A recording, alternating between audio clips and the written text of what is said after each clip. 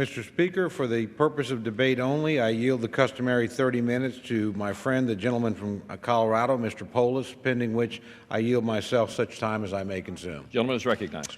During consideration of this resolution, Mr. Speaker, all time is yielded for the purposes of debate only. Mr. Speaker, I ask unanimous consent that all members have 5 legislative days to revise and extend their remarks. Without objection. Mr. Speaker, yesterday the Rules Committee met and reported a rule for consideration of the conference report to accompany H.R. 644, the Trade Facilitation and Trade Enforcement Act of 2015, and the Senate amendments to H.R. 2250, a continuing resolution which runs through December 16th of 2015. The resolution provides a standard conference report rule for consideration of H.R. 644, with 1 hour of debate divided pursuant to Clause 8D of Rule 22. In addition, the rule makes an order a motion from the chair of the Committee on Appropriations to concur in the Senate amendments to H.R. 2250, with 60 minutes of debate equally divided and controlled by the chair and ranking member of the Committee on Appropriations on the motion. In addition, the rule provides for 1 motion to recommit. Mr. Speaker, first, this resolution allows for consideration of the conference report on the Customs Bill. I think it's important to put the work of this House in perspective. As Speaker Ryan noted yesterday, in the entirety of the last Congress, only 3 conference reports became law. However, with the passage of this conference report, this Congress will have passed 3 conference reports in 10 days. I'm pleased that Speaker Ryan's commitment to regular order is already bearing fruit. This conference report is a good product. One provision especially important to me is the establishment of new tools for the Customs and Border Protection, the CBP, to effectively act against the evasion of anti-dumping and countervailing duties.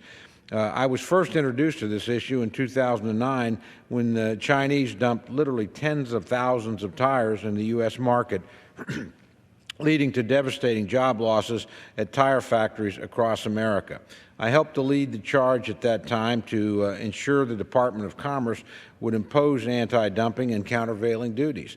The Enforce Act language included in the conference report provides a mechanism and incentive for the CBP to properly investigate and apply appropriate duties to ensure that U.S. companies can compete on a level playing field. In addition, I'm encouraged that the conference report includes language which permanently bans states and localities from imposing a tax on Internet access. Initially enacted in 1998, this prohibition has enabled greater access to Internet services and information. It's estimated that if Congress fails to continue the ban on taxes on Internet access, consumers could end up paying more than $16.4 billion annually. This moratorium has been law since 1998 on a temporary basis, and I'm pleased this conference report reflects our intention to make it permanent.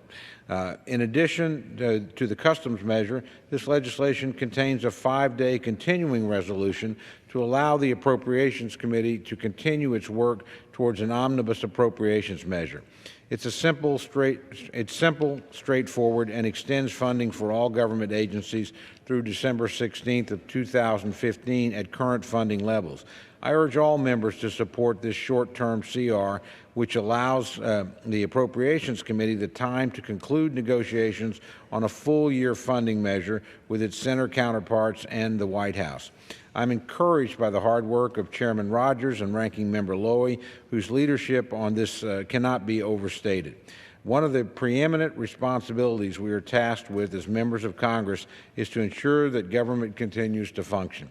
While a CR is not the ideal vehicle, the alternative of a government shutdown is not what we've been sent to Washington to accomplish.